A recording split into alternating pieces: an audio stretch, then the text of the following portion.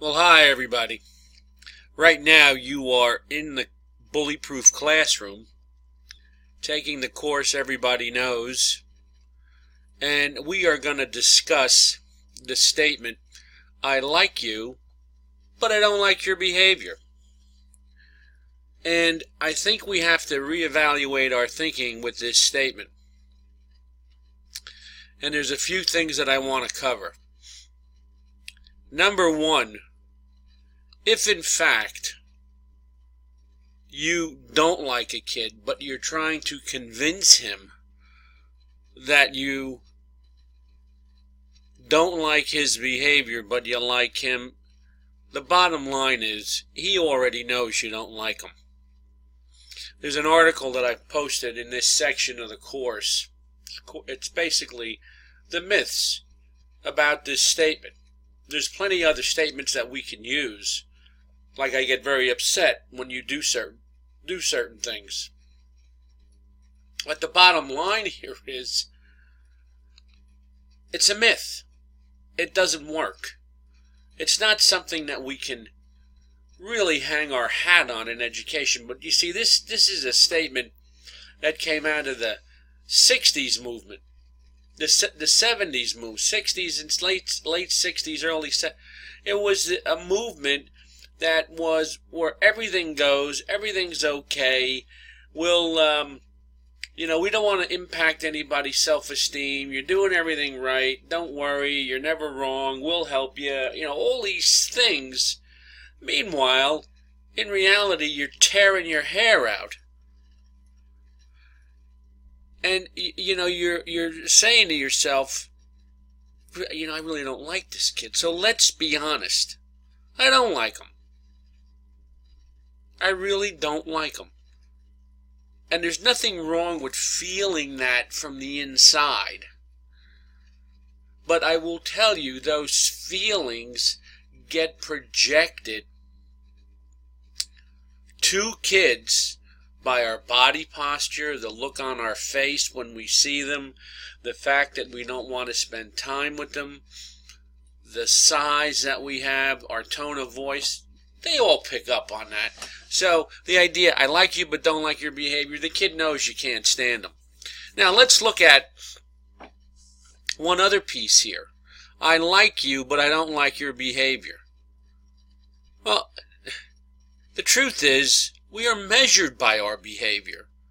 I own my behavior, and I am my behavior. There's no way around it. And the idea that I can like you but not your behavior, come on now. Let's be real about this. Stop it already. There's some adults that we don't like. You think of yourself in a faculty room with another teacher that you don't like. How are you going to treat him? You might walk out of the faculty room. Well, you can't walk out of your classroom. And so what happens is, sometimes we can set these kids up where they're going to believe that people have to put up with them. And we don't like some adults because of their behavior. The hope is that we're not married to one of them. And kids are no different. Kids are no different. The truth is, I don't like you. I don't like your behavior. I don't like who you are. I don't like what you're about. You're driving me crazy, and that's the name of the game. Now, I can't say that, but I have to come clean with that from the inside out. Because if I don't, what will happen is my feelings for this kid will leak out, and people will know that I don't like him. And if the truth be known, I'm having so much trouble with you that I go home every night praying that you'll take the next day off. So let's back up a minute and take a look at these slides just one more time. Tell the truth. No, come clean with yourself. You don't like the kid. Don't say anything, but just come clean in your heart almost. Kids are no different. They're no different than us. You know, they're adults we don't like. We don't want to hang around them. I have an article on the website along with 2 podcasts that in the course in this section that I want you to listen to.